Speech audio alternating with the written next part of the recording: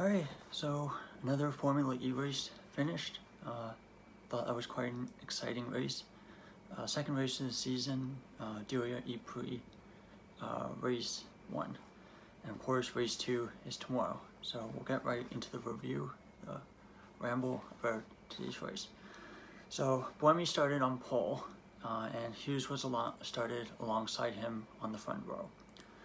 So Max Gunther didn't start the race. He crashed pretty badly in qualifying, broke the front wishbone area of his car, so he didn't even start the race. So there's only 21 cars starting. And of course, Kelvin van der Linde, a South African, was making his Formula E debut today. It was actually, the commentator said it was his first ever single-seater race, and I thought he did alright, not terrible, not great, didn't crash, so that's a better debut and a better weekend than his teammate had. And of course, he's replacing Robin Fines, who suffered a pretty bad wrist injury in the season opener in Mexico City. So it was a pretty even start. Evans went wide at turn 1, and he kind of took Rast with him when he went off into the runoff area there, and he would eventually get a 5-second time penalty for this, which I thought was quite harsh, given that it was first corner, first lap incident. So DaCosta basically got hit the back of Rowland, who had hit the back of Degrassi, and this sent DaCosta into the barrier. So he had to go into the pits, end of turn, basically at the lap 1, and safety car came out. And it came back in at the end of lap 1. Lap 2, so Rowland he got damage from that contact, and he comes out miles behind. So lap 3, it was very tightly bunched between Buemi, Hughes, Bird, Ticktum, and Rast in the top 5. They showed a replay at the start, showed kind of mayhem and crashiness at turn 1. Bird got ahead of Jake Hughes at the chicane and went down the inside. Lap 4, Bird's pushing hard, he's trying to get close to Buemi and overtake him. Lap 5, Bird gets fastest lap, and has caught up to the back of Buemi. And Costa, who's in second last place, only ahead of Rowland at this point, is the first to take attack mode. Lap 6, Bird gets fastest lap again, and on team radio, the team tells him that they think he has more energy than Buemi. Lap 7, Bird takes the lead at the chicane and goes down the inside, so very similar move to what he did with Buemi. Lap 8, Dennis passes Degrassi. I think this is for 9th or 10th place at this point. Lap 9, cars in the bottom half of the field are starting to take their first attack mode. Lap 10, Rast is passed by Verline, who makes a mistake at the chicane and just goes too deep. Dennis takes attack mode and retakes 9th place from Degrassi, who had taken it the lap before. Ticktum takes attack mode, and I think he had quite a poor attack mode engagement when I think he lost almost 4 positions doing that, so not great. Lap 12, Evans goes deep at the chicane trying to overtake Rast, and Fenestras hits the wall, activating attack mode, and pits and is near the bottom. Lap 13, they show that there's a 1.8 second gap between Bird and Buemi, so Bird has a pretty comfortable lead at this point. And then this is at the point where they announced the 5-second penalty for Evans from the move at the start, which again I thought was quite harsh. Bird, Verline, and Rast all take attack mode this lap. Lap 14, Muller pits. They didn't really show what happened, why. They showed the plank cam, so the camera underneath the floor of Bird's car on this lap, and I thought it was interesting, but unfortunately you don't really get to see much. You mostly just see the underside of the car. At this point they said that Verline, who's already up to 4th place from 9th, and he was showing very good pace, and he was hounding Jake Hughes at this point for 3rd, for the final podium spot.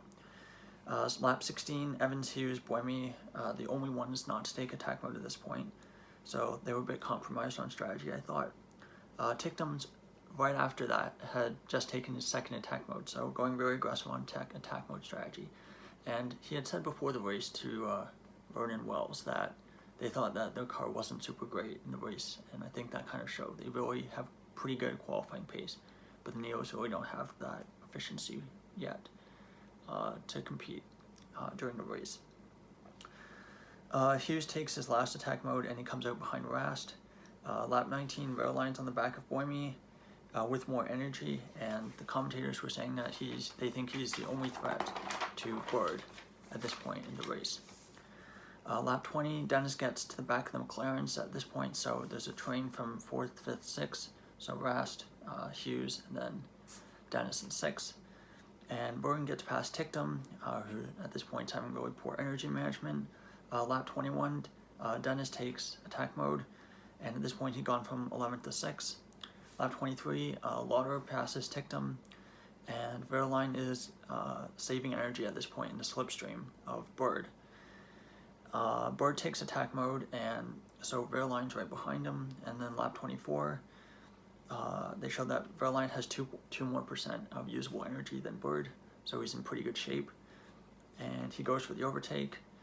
And lap 25, Verline needs to get the gap to Buemi to take attack mode, I thought, because if he takes attack mode and then ends up behind Buemi, I thought at this point he wasn't going to be able to get the win, but luckily he didn't. He goes for the overtake and he goes deep, but doesn't take the lead.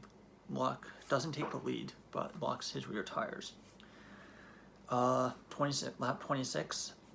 So the commentators noted at this point that they thought that the 1 minute attack mode, so they have the option of either doing attack mode in 2 minutes, 3 minutes, and 1 minute, or 1 minute and 3 minutes.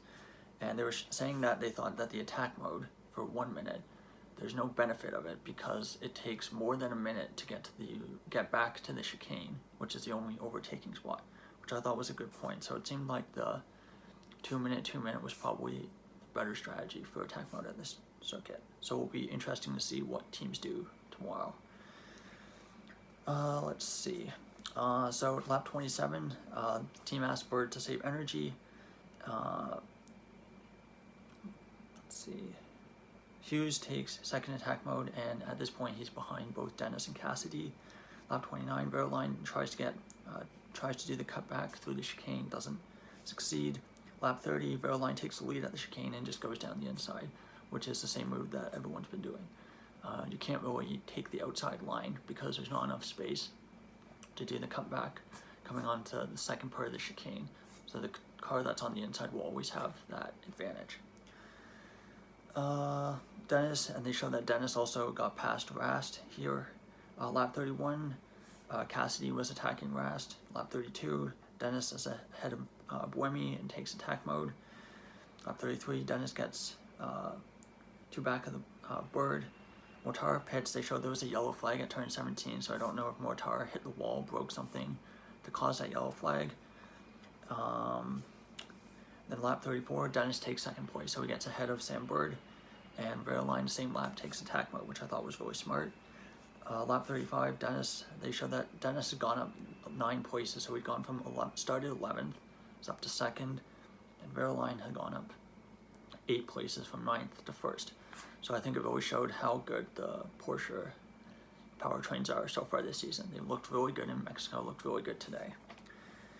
Lap 36, Verline has 0.5% less than Dennis, but I think at this point there's only 3 laps left, and they announced that there would be no additional laps because there was only 1 lap behind the safety car. Lap 38, Jeff gets ahead of Hughes. Lap 39, final lap, so both Verline and Hughes were at, Verline and Dennis were at 2% usable battery, so they're both very similar. And of course, they're first and second in the championship going into this race, and after this race, they will continue to be first and second in the championship. Dennis was too far away to attack on that final lap, I thought. So Verline wins. Diriyah ePrix wins his second race, first win since Mexico ePrix last year. So fantastic start to the season for both Verline and Dennis. So the race result is first Verline, second Dennis, third Bird, fourth Boemi, fifth Rast, sixth Cassidy, seventh Vern, eighth Hughes, ninth Lauderer, 10th Evans, 11th Van Dorn, 12th Nato, 13th Degrassi, 14th Ticknam, 15th Setikamera, 16th Vanderlinder, 17th Fenestraz, 18th DaCosta, 19th Roland, and two retirements, Nortara and Muller, and Gunther didn't start.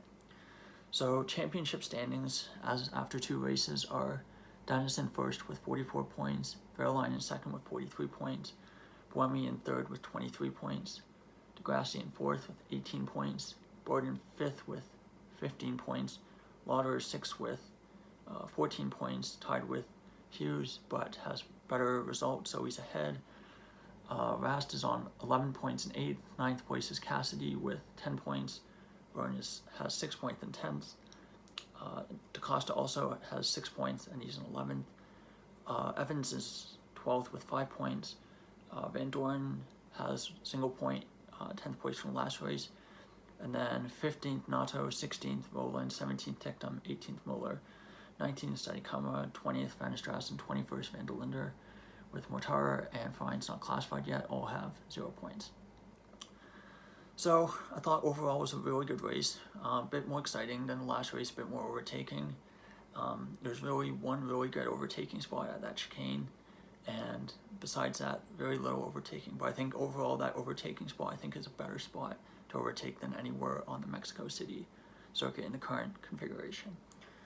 I think overall both Verline and Dennis had really good races, showed how strong that Porsche powertrain is, and I think the Porsche looked like the Porsche power teams, Andretti and Porsche, look like at this point they're going to be the favorites for the season.